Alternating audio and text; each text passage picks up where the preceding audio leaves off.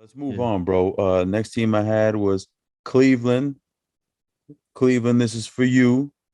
Shout out to all our Cleveland fans. You guys were right, or at least you guys look pretty good so far, man. It's 15 games for Cleveland, fifth in the East, 9-6. Normally, we're talking. Let's talk the last 20 years for Cleveland. Pre-LeBron, and then like after LeBron leaves the first time, and then like after LeBron leaves the second time, pretty much all that time, just last 20 years done without LeBron, 15 games in for Cleveland, they're usually looking like 4-11. So you'll take you'll take 9-6, bro, not having LeBron. And Cavs fans, shit, man, I don't want to steal the show, man, but like me and you both, we can say it, right? Did you have high expectations for Cleveland in the offseason? What do you mean high? Like top four? Did you think they would even be a playoff team? Yeah, I thought they could be a playoff team. Like it's not like all right, we gotta go over this again. There's 10 teams that are making the playoffs this year. It's crazy. They're doing this thing again. So only five teams are left out of the playoffs. So it's not even that hard to make the playoffs anymore. Like it's kind of crazy. So with this format, yeah, I thought they would at least be the 10th worst team in the league. Like in the conference. Like it wasn't impossible. Almost being the number four seed. No, I didn't expect that. Yeah, I keep forgetting about the play in, but yeah, I had Cleveland like about there, like 10 through like 12 seed. They could have finished anywhere in there for me. But even then, that's how high are your expectations if you're like, yeah, Cleveland could have been like a 10 seed, and getting into the playoffs on like a play in. That's kind of the expectations I had for them, right? And they're almost there. Like if they would have lost like two more games, they'd be the 10th seed. So this is why like the 15 games into the season, I'm not gonna go crazy about it. Yeah, but they they are looking good so far. I'm just gonna mention a couple reasons why in the offseason I was going so hard on Cleveland to the point where their fans were ripping us in the comment sections. So let's just look at some of the things that they did in the offseason. They drafted Evan Mobley. I don't know what pick they drafted him with, third, second, I don't know. Like it's not a bad selection, bro. Like if you looked at Cleveland's roster, they needed talent everywhere. They took Evan Mobley. Okay, that was fine. This guy's obviously a big man. Then they started doing all that weird stuff, signing Jared Allen 5 years, 100 million, sign and trade for Laurie Markkinen 4 years, 67 million. It just seems like these are long contracts and you're tying yourself into a lot of money. You're 167 mil for those two guys who are also big men, same position as the guy you just drafted. So it just looked odd. Like I looked at their roster and I was like, what are you doing here, Cleveland? Like, where are you going to get all these minutes for all these bigs? You still have Kevin Love. And they also signed Taco Fall in the offseason. So it's just hella big men, bro. It's just hella big men. And you're committing all your money to these big men. And you can even say, like, okay, this makes no sense because now you're going to stunt the growth of the guy you just drafted.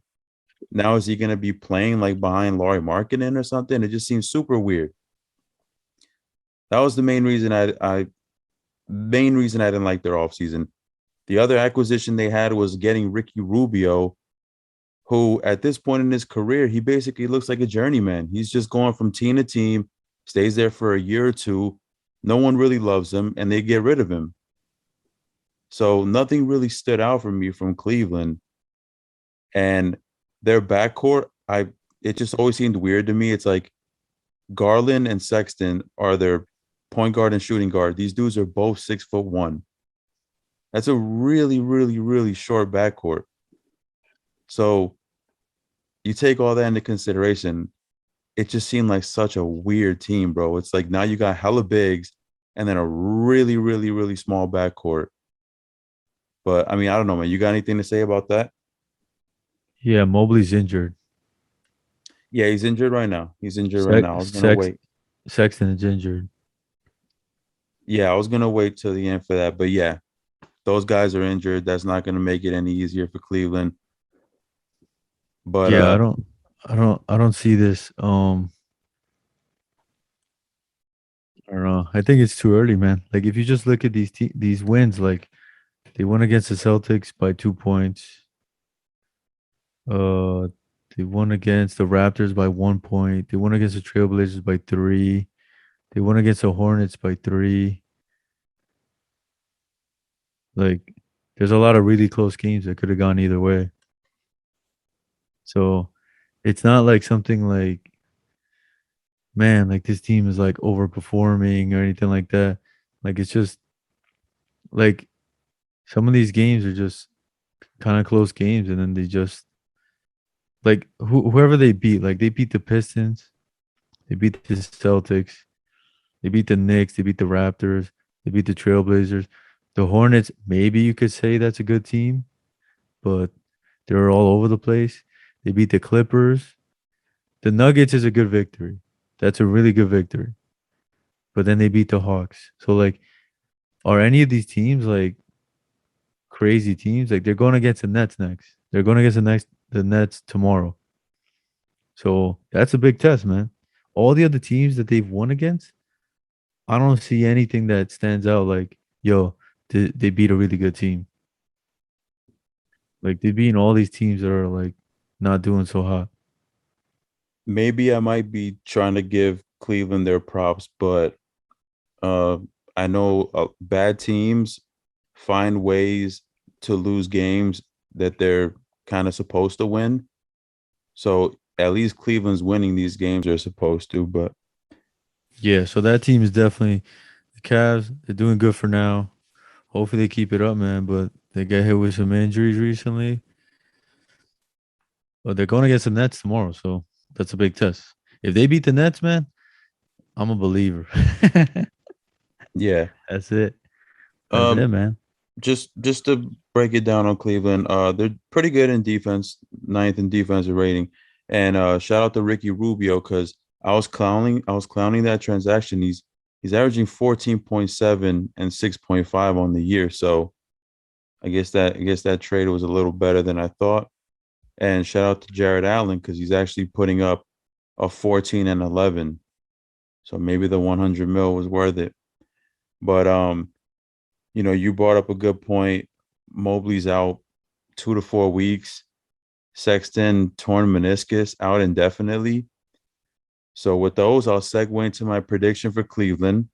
I think they are going to take a significant slip in the standings and probably fall into like that eighth, ninth, 10th spot, like I thought they would.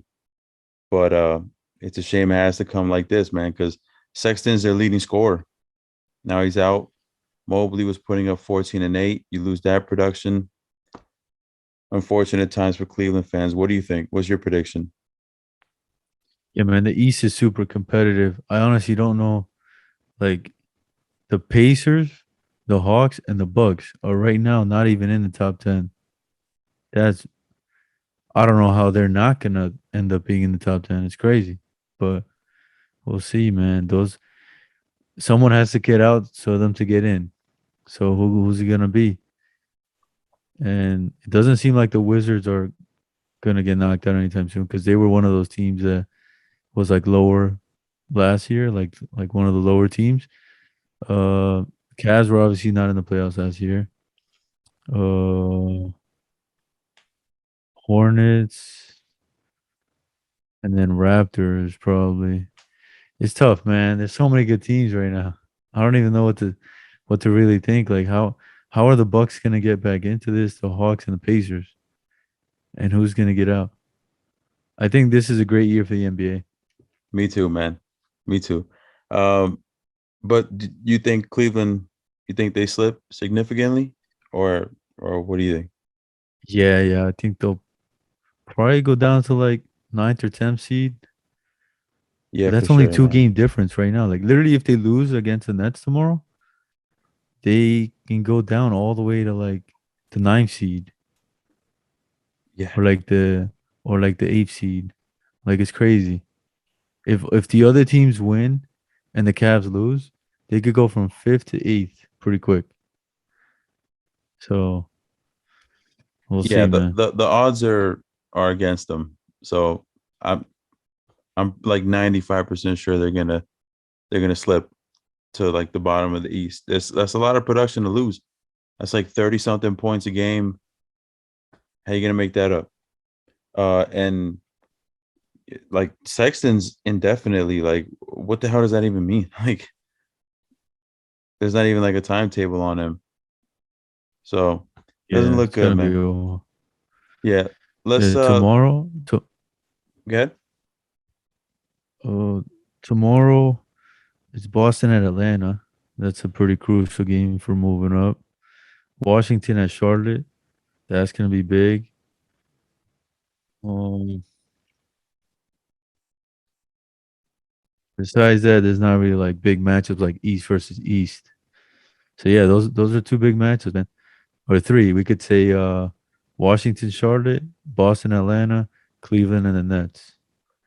all So right, those so three games right there.